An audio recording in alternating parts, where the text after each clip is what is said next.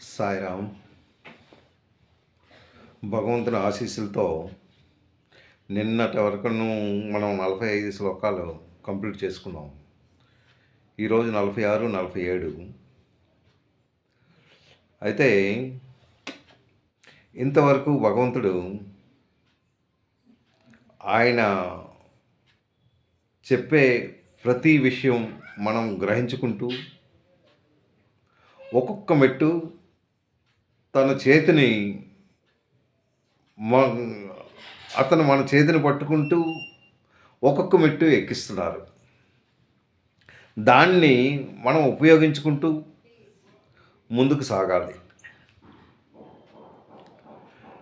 అయితే ఇందులో చాలా చక్కగా ప్రతి శ్లోకం చాలా చక్కగా బోధిస్తూ మనల్ని జ్ఞానం వైపు తీసుకెళ్తున్నారు ఆయన. వాట్ ఈజ్ వాట్, నువ్వేం చేయదలుచుకున్నావు, నువ్వెవరు, ఏంటి అన్నది నీ గురించి నువ్వు తెలుసుకో అన్న విషయాలు ఒక్కొక్కటి ఆయన ప్రస్తావిస్తూ మనల్ని తీసుకువెళ్తూ ఉన్నాడు. నిజంగా మనం చాలా అదృష్టవంతులు. ఆయన ఇప్పుడు ఈ గీత అన్నది ఎవరో చెప్పింది కాదు. మనం ఎన్నో శాస్త్రాలు చదువుతున్నాము, ఇవి చేస్తున్నాము, అందరూ వాళ్ళు రచించినవే. కానీ ఈ గీత అన్నది ఆయన స్వతహాగా ఆయన ముఖం నుంచి ఆయన చెప్పే వాయిస్, దాన్ని అది ఏంటి అనేది మనం తెలుసుకుంటున్నాం. అంటే అంతకన్నా మరి ఇంకేం లేదు. ఇది ఎవరైతే తెలుసుకుంటారో వాళ్ళు చాలా అదృష్టవంతులనే చెప్పుకోవచ్చు దాన్ని అర్థం చేసుకోవడం. అయితే 45వ శ్లోకం నేను చెప్తున్నాను. అంటే నిన్న నేను 45వ శ్లోకం చేశాను. ఏంటి? త్రైగుణ్య విషయా వేద నిస్త్రైగుణ్యో భావార్జున నిర్ద్వంద్వో నిత్యసత్వష్ణో నిర్యోగక్షేమ ఆత్మవాన్. త్రైగుణ్య విషయా వేద నిస్తైగుణ్యో అర్జున. ఓ అర్జున, ఈ వేదంలో ఏదైతే తెలపబడ్డాదో నీ తాలూకా త్రైగుణ్య విషయ అంటే 3 గుణాలతో నువ్వు జన్మిస్తున్నావు. సత్వ, రజ, తమో గుణాలతోనే నువ్వు ఈ 3 గుణాలతో నువ్వు ముందుకు వస్తున్నావు అని వేదాలు చెబుతూ, ఆ 3 గుణాలు అది ఎక్కడి నుంచి వచ్చాయి? భగవంతుడు ఇచ్చినవే, భగవంతుని ప్రసాదించిన గుణాలే. ఆ గుణాలు నీ బుద్ధి ద్వారా నీకేదైతే బుద్ధి ఉందో, ఏదైతే జ్ఞానం ఉందో, ఏదైతే నీకు భగవంతుడు ఇచ్చాడో, భగవంతుని ఇచ్చిన బుద్ధి ద్వారా ఒక మంచి కర్మలు చేయడానికి నువ్వు ప్రయత్నించాలి. ప్రయత్నిస్తూ భగవంతుని చేరుకోవడానికి నువ్వు సర్వదా ఎల్లప్పుడూ ఎప్పుడూ భగవంతుని చేరుకోవడానికి నువ్వు ప్రయత్నించినట్టయితే నీకు మోక్ష ప్రాప్తి అవుతుంది. అయితే ఇక్కడ ఏంటంటున్నాడు? సత్వ రజస్తమ గుణ సమస్త, అంటే ఈ సమస్త భోగాల గురించి నువ్వు ఏవైతే ఈ ప్రకృతిలోని, ఈ సృష్టిలోని, ఇందులో ఏవైతే ఉన్నాయో ఇవి ఈ భోగాల గురించి నువ్వు అనుభవించడానికి ఇందులో ఆనందం ఉందని నువ్వు అనుకుంటున్నావు. That is not correct. దాని గురించి నువ్వు పరిగెట్టొద్దు. నువ్వు అవన్నీ త్యజించు. ఇవేవి నీవు కావు. ఆ వస్తువు, ఈ వస్తువు, దీంట్లో నాకు ఆనందం ఉంది అనేసి అనుకుంటున్నావు. That is not correct. ఏ వస్తువును నీకు నిత్యమైనది కాదు. ఇదంతా all materials are temporary. So నువ్వు అనుకున్నది ఏంటంటే ఓన్లీ భగవంతుని తాలూకా రిచ్. ఇవన్నీ నువ్వు త్యజించు. ఏవైతే భోగభాగ్యాలు ఉన్నాయో అవి విడిచిపెడుతూ ఒక మంచి కార్యక్రమం భగవంతుని కొరకు నువ్వు చేసినట్టయితే నువ్వు మోక్షాన్ని సాధించగలవు. ఇక్కడ ఏంటంటున్నాడు? త్రైగుణ్య విషయ నిస్త్రైగుణ్యో అంటే భోగాలు యందు వాటి సాధన యందు ఈ భోగాలు ఎలా జరుగుతాయి అనేసి వాటిని సాధన గురించి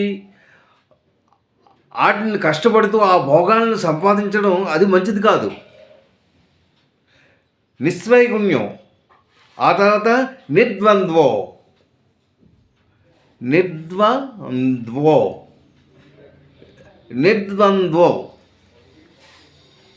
అంటే నిర్ద్వంద్వ అంటే ద్వంద్వాలు, కష్టం సుఖం లాభం నష్టం ఇలాంటివి ఏమీ లేకుండా నువ్వు దానికి రీచ్ అవ్వాలంటే ఏ స్థాయిలో నువ్వు ఉండాలి అనేసి ఆయన మనకు బోధిస్తున్నాడు. నిర్ద్వందో నిత్య సత్వష్టో అంటే పరమాత్మయందే నువ్వు స్థిరమై ఉండాలి.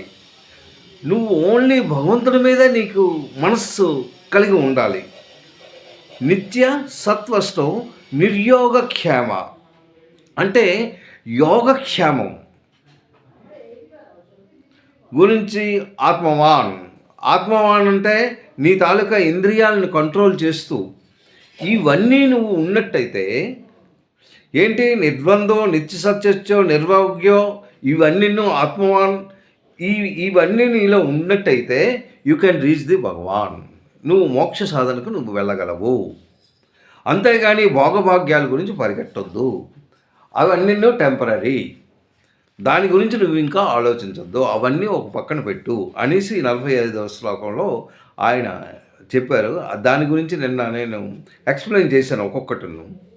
సో ఈరోజు 46వ శ్లోకంలో భగవంతుడు మనకి ఏం చెప్తున్నాడో ఈరోజు మనం నేర్చుకుందాం. ఏంటంటాడు? యావానార్థ ఉదాపాణే సర్వతః సంప్లుతోదక తావాన్ సర్వేషు వేదేషు బ్రహ్మణస్య నిజానతః అంటే అక్కడ అంతవరకు వేదాలు త్రిగుణ కార్యాలతో ప్రతిపాదించిన భగవానుడు అంటే ఈ భోగభాగ్యాలతో నువ్వు వెళ్ళకుండా ఒక మంచి కార్యక్రమం చెయ్యు. అది మంచి కార్యక్రమాలు చేస్తే సాధన ద్వారా నీకు వస్తుంది. ఇప్పుడు ఆయన ఇది ఏం చెయ్యాలి అని చెప్పాడు లాస్ట్ శ్లోకంలో. ఏంటంటాడు లాస్ట్ శ్లోకంలో? నువ్వు ఈ విధంగా నువ్వు నడిచినట్టయితే నువ్వు రీచ్ అవ్వగలవు, ఈ భోగభాగ్యాలు మాని అన్నాడు. ఇప్పుడు జ్ఞానాన్ని గురించి నువ్వు ఎలా దొరుకుతావు, అది ఎలా నువ్వు సాధించగలవు, ఏంటి ఆ జ్ఞానం ఎలా దొరుకుతుంది, అది అయితే కదా నువ్వు చేయగలవు అనేసి నెక్స్ట్ శ్లోకంలో యావానార్థ ఉదాపాణే యవానార్థ అంటే సర్వతా సంప్లుతోదకే ఇక్కడ రెండు ఉన్నాయి. సంపూర్ణమైన నదులు, చిన్న చిన్న నదులు, ఈ రెండిటికి డిఫరెన్స్ చూపిస్తున్నాడు. చిన్న నదులు ఉన్నాయి, పెద్ద నది ఉంది. ఎప్పుడైతే పెద్ద నది ఉందో ఆ నదిలో కూడా మంచినీళ్ళే తాగుతున్నాయి. ఇక్కడ కూడా ఇవి మంచినీళ్ళే. అయితే చిన్న నదులకు మనం వెళ్తామా? ఎందుకు వెళ్తాం? మనకి ఇక్కడ సఫిషియెంట్ నీళ్ళు ఇక్కడ దొరుకుతున్నాయి. ఇక్కడ నీళ్ళు దొరికినప్పుడు ఈ నీళ్ళు గురించే మనకి చాలా చక్కగా ఇక్కడ దొరుకుతున్నాయి కనుక మనం చిన్న నదులకి మనం వెళ్ళాం అనేసి ఇక్కడ ఒక ఏంటంటే ఎగ్జాంపుల్ చెప్తున్నాడు నీ జ్ఞానం గురించి. యవానార్థ ఉదాపానే సర్వతా సంప్లుతోదకే తావాన్ సర్వేషు వేదేషు బ్రహ్మణస్య విజానతః బ్రహ్మణస్య సర్వేషు సమస్త వేదముల యందు వేదాలు ఏంటి బోధిస్తున్నాయో ఒకసారి నువ్వు విను. బ్రహ్మణస్య, బ్రహ్మ జ్ఞానం గురించి చెప్తున్నాయి ఆ వేదాలు. ఎప్పుడైతే నీ దగ్గరగా ఇవన్నీ ఉన్నాయో, నువ్వు ఆ బ్రహ్మ జ్ఞానం గురించి నీకు ఎప్పుడైతే నీకు ఇక్కడ దొరుకుతుందో, నువ్వు చిన్న వాళ్ళ గురించి, ఇంకో దాని గురించి నువ్వు ఎందుకు ఆలోచిస్తావు? నీకు సంపూర్ణంగా బ్రహ్మజ్ఞానం ఇందులో దొరుకుతున్నాయి. ఆ వేదాల గురించి భగవంతుడు ఏం చెప్తున్నాడు అన్నది నేర్చుకో. బ్రహ్మజ్ఞానికి వేదాల వల్ల ఎంత ప్రయోజనం ఉందో, అది పరమాత్మ ప్రాప్తినందు ఎప్పుడైతే నీకు పరమాత్మ ప్రాప్తి ఎలా అయింది, నువ్వు వేదాలు బోధిస్తూ వేదాలను అర్థం చేసుకుంటూ నువ్వు ఈ విధంగా వెళ్ళినట్టయితే నువ్వు ఒక ఆనందాన్ని పొందగలవు, ఒక మంచి satisfaction. You will get very good satisfaction. ఎందువలన? సో నువ్వు భగవంతుని తత్వం గురించి తెలుస్తున్నావు. వేదాలన్నీ నువ్వు భగవంతుని తత్వం గురించే చెప్తున్నాయి. భగవంతుడు ఎలా ఉంటాడు, ఏంటి, ఆయన తాలూకు శక్తి ఏంటి, ఇవన్నీ ఇవి ఎప్పుడైతే నీకు బ్రహ్మజ్ఞానం అయిందో, నీకు ఎప్పుడైతే సాటిస్ఫాక్షన్, నీకు ఆనందం కలిగిందో, ఈ ఆనందం కలిగి బ్రహ్మజ్ఞానం ఎప్పుడైతే కలిగిందో ఇంకా నీకు వీటితో సంబంధం లేదు. ఈ భోగాల గురించి దీని గురించి నీకు అనవసరం. ఇవి ఈ అనుభవించడంలో ఉన్న ఆనందం అందులో నువ్వు అనుభవిస్తున్నావు. ఏది? వేద సారాలతోని భగవంతుని ప్రాప్తి గురించి, భగవంతుని నీ సాధనలో యు ఆర్ గెటింగ్, అక్కడ మహా ఆనందాన్ని పొందుతున్నావు. అక్కడ ఎప్పుడైతే నీకు ఆనందం పొందావో, నీకు ఈ త్రైగుణ్యం ఎప్పుడైతే ఈ లాస్ట్ శ్లోకం చెప్పాడో, త్రైగుణ్య విషయ వేదాన్ని త్రైగుణ్య భావార్జున అనేసి, అంటే ఆ శ్లోకానికి ఈ శ్లోకానికి అక్కడ భోగభాగ్యాలు అనుభవించడానికి మానవుడు ఎలా అయితే పరిగెడుతున్నాడో, అందులో ఏదో తృప్తి ఉంది, ఏదో ఆనందం ఉందని పరుగులు తీస్తూ ఆ భోగభాగ్యాల గురించి వెళ్తూ ఐశ్వర్యాన్ని సంపాదిద్దాము, మనం పెద్దవాళ్ళం అవుతాము, ఒక మంచి కీర్తిని సంపాదించుదాము అన్న దీని భావనతో వాడు ఎప్పుడైతే పరిగెడుతున్నాడో, ఇంకా వాడి కోరికలతో పెరుగుతుంటాయి. ఒక్కోరికి తర్వాత ఒక్కోరికి అతను ఇంకా భగవంతుడి గురించి ఆలోచించడు. నేనే భగవంతుడిని అంటాడు. ఇంకా అతను మోక్షం గురించి ఇంకా ఆలోచించడు. అలాంటి వాళ్ళు ఏంటవుతారు? ఒక జన్మ అయిపోయిన తర్వాత ఇంకా వాళ్ళకి మోక్షం దొరకదు, ఇంకా కోరికలు ఉండిపోతాయి. ఆ కోరికల ప్రకారం మళ్ళీ జన్మ ఎత్తడం, మళ్ళీ కర్మ చేయడం, ఆ కర్మ ప్రకారం మళ్ళీ కర్మలను ఇలాగ రొటేషన్లో పడిపోతుంటాడు.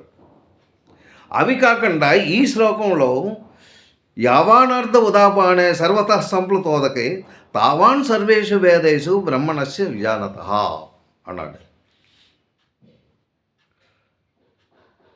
సమస్త వేదాలు ఎప్పుడైతే నువ్వు నేర్చుకొని ఒక బ్రహ్మజ్ఞానాన్ని సంపాదించావో, ఇంకా చిన్నవాటి గురించి నువ్వు ఈ భోగభాగ్యాలు వీటి గురించి నువ్వు పరిగెట్టవు. అవన్నీ నువ్వు స్టాప్ చేస్తూ నువ్వు దీంట్లోకి వెళ్తావు. దీంట్లోకి వెళ్తూ ఒక మోక్షాన్ని సాధించగలవు అనేసి ఇందులో ఆయన చక్కగా చెప్తూ, అయితే ఏంటంటున్నాడు, అక్కడ ఎలాంటి కర్మలు చేయాలి అనేసి అక్కడ చెప్తున్నాడు ఈ శ్లోకంలో. నువ్వు కర్మలు చేయడానికి నీకు భగవంతుడు శరీరాన్ని ఇచ్చాడు. అయితే నీకు మంచి కర్మలు చేయమని ఇక్కడ చెప్తున్నాడు. మంచి కర్మలు చేసినట్టయితే, వేదసారంగాను శాస్త్రయుక్తంగా నువ్వు కర్మ చేసినట్టయితే నువ్వు చక్కగా ఉంటావు అనేసి. ఎలాంటి కర్మలు చేయాలి అనేసి మళ్ళీ నీకు ప్రశ్న. నెక్స్ట్ ఎలాంటి కర్మలు చేయాలో భగవంతుడు నెక్స్ట్ శ్లోకంలో చెప్తున్నాడు. దాని ప్రకారం మనం కర్మ చేసినట్టయితే మనకు మోక్షం దొరుకుతుంది, that you will get it అనేసి ఈ నెక్స్ట్ శ్లోకం, ఇది 47వ శ్లోకం. ఇది అందరూ తెలుసుకోవాల్సిన శ్లోకం. కర్మ ఎలా చేయాలి అనేది ఇందులో చెప్తున్నాడు. ఏంటది? కర్మణ్యేయాధికారస్తే మా ఫలేషు కదాచన మా కర్మ ఫలహేతుర్భూం మాతే సంగోస్త్వ కర్మణి. సంగోస్త్వ అంటే ఆ కర్మ చేయడానికి ఆసక్తి, సంగోస్త్వ అంటే ఆసక్తి కలగాలి. కర్మణ్యే అధికారస్తే కర్మాణి ఏవ అధికారం. అంటే కర్మయందే ఆచరణలో నీ కర్మ ఎలా చెయ్యాలి అది అధికారిస్తే నీ కర్మ చేయడానికి భగవంతుడు ఒక అధికారాన్ని ఇచ్చాడు. అంటే you got some power to do the karma. Whatever you want to do you do it. Just నీకేంటంటే భగవంతుడు బుద్ధినిచ్చాడు, జ్ఞానాన్ని ఇచ్చాడు, ఆ తర్వాత మనసునిచ్చాడు, శరీరాన్ని ఇచ్చాడు. ఇవి నీ ఇష్టంగా నీ కర్మను నువ్వు చేస్తూ ఉండు. That is your will. As you like you do your కర్మ. నీకు కర్మ చేయడానికే నీకు అధికారం ఉంది. ఆ తర్వాత ఆ కర్మ తాలూకా ఫలితం మాత్రం అనుభవించడానికి నీకు ఫలితం లేదు. మీరు చక్కగా ఒకే మనసుతో ఈ శ్లోకం తాలూకా అర్థాన్ని మీరు గ్రహించుకున్నట్టయితే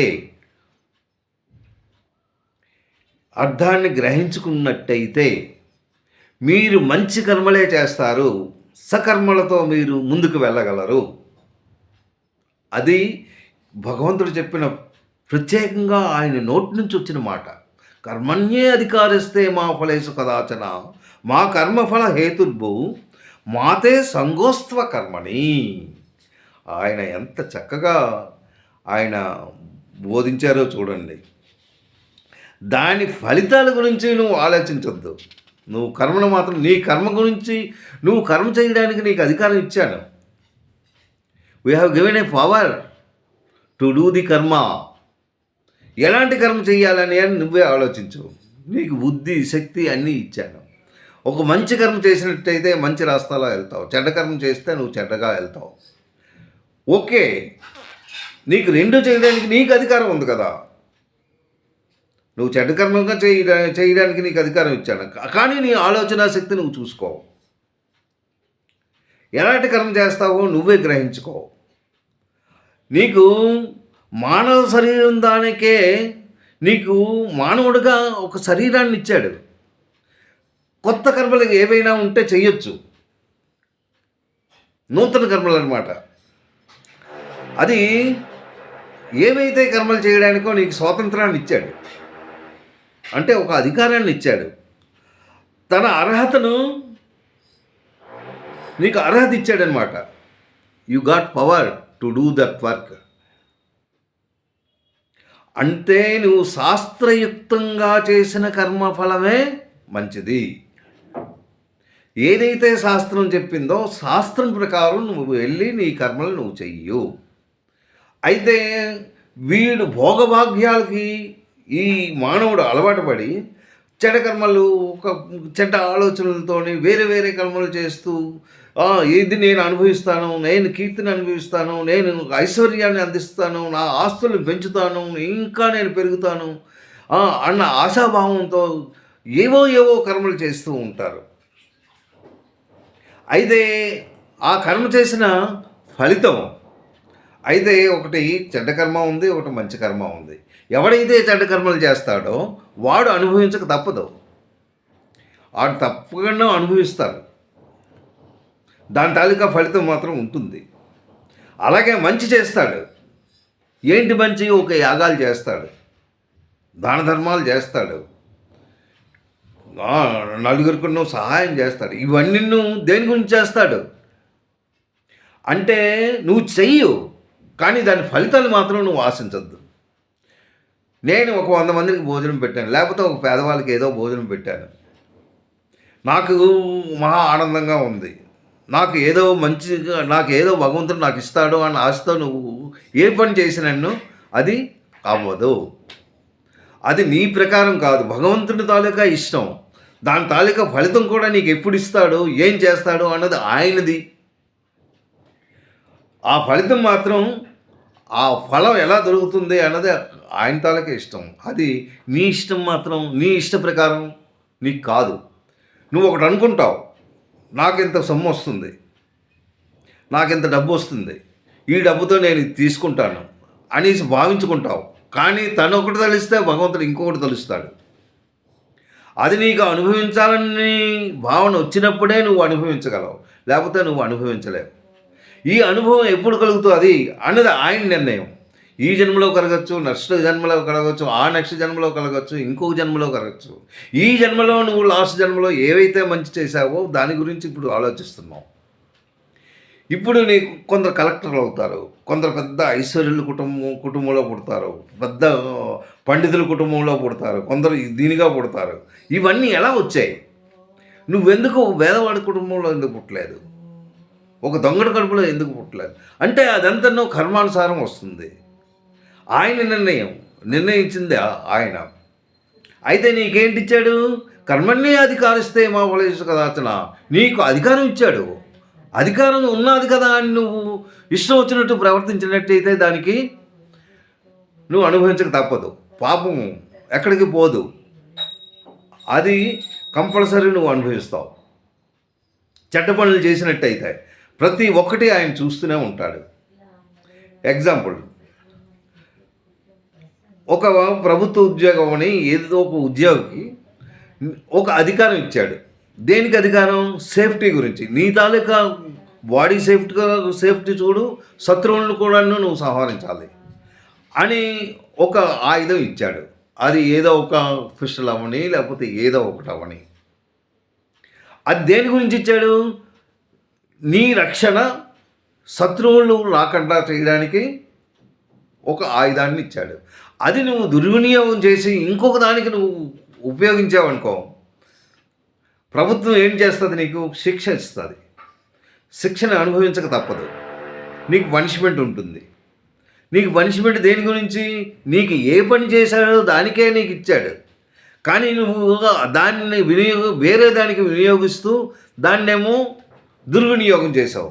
దానికి దుర్వినియోగం చేసినప్పుడు దాని తాలూకా ఫలితం నీకు పనిష్మెంట్ వెంటనే వాడు ఏదో ఇస్తాడు, లేకపోతే ఉద్యోగం నుంచి అయినా తీసేస్తాడు. అలాగే ఈ కర్మలు కూడా అంతే. నువ్వు పాపకర్మలు చేసావనుకో, దాన్ని అనుభవించక తప్పదు. ఇంకా ఎక్కువ పాపాలు చేస్తే ఏం చేస్తాడు? భగవంతుడు తీసుకెళ్ళిపోతాడు. వీడు ఇంకా ఇందులో ఉంటే ఇంకా లాభం లేదు, ఇంకా ఎక్కువగా చేస్తూ ఉంటాడు. అందు గురించి వాడిని తీసుకెళ్ళిపోయి ఇంకో జన్మ లోపల దేంట్లో చేస్తాడు. వీడు మానవ జన్మకు కాడు, అర్హుడు కాడు. అదనమాట. ఇది కర్మఫలం. ఫలానికి నీకు ఎప్పుడు అధికారం లేదు. ఇది ఈ శ్లోకంలో ఎంత చక్కగా చెప్పాడో ఆ శ్లోకం మీరు మరి అది స్మరిస్తూ దాన్ని అర్థం చేసుకుంటూ మీ జీవితాన్ని ఒక మంచి దారిలో పెట్టడానికి మీరు ప్రయత్నించుకుంటే చాలా చక్కని జీవితాన్ని మీరు గడపగలరు. మరొకసారి ఈ శ్లోకం చెప్తున్నాను. కర్మణ్యే అధికారిస్తే మా ఫలేషు కదాచన. మా కర్మఫల హేతుర్భూ మాతే సంగోస్త్వ కర్మని. సంగోస్త్వ ఆసక్తి. అందులో ఏంటి? సత్కర్మని. ఆ కర్మను చేయడానికి నీకు ఆశ ఉండరాదు. కర్మ ఫలాలు వస్తుంది కదా అని నువ్వు కర్మను చేసినట్టయితే దానికి నీకు ఆ ఆశతో నువ్వు చేయక, ఓన్లీ భగవంతుని మీద ధ్యానంతోనే నువ్వు చెయ్యాలి అని చెప్తున్నాడు సాయిరామ్. నెక్స్ట్ శ్లోకం రేపు నేను ప్రారంభిస్తాను. తప్పులుంటే క్షమించండి.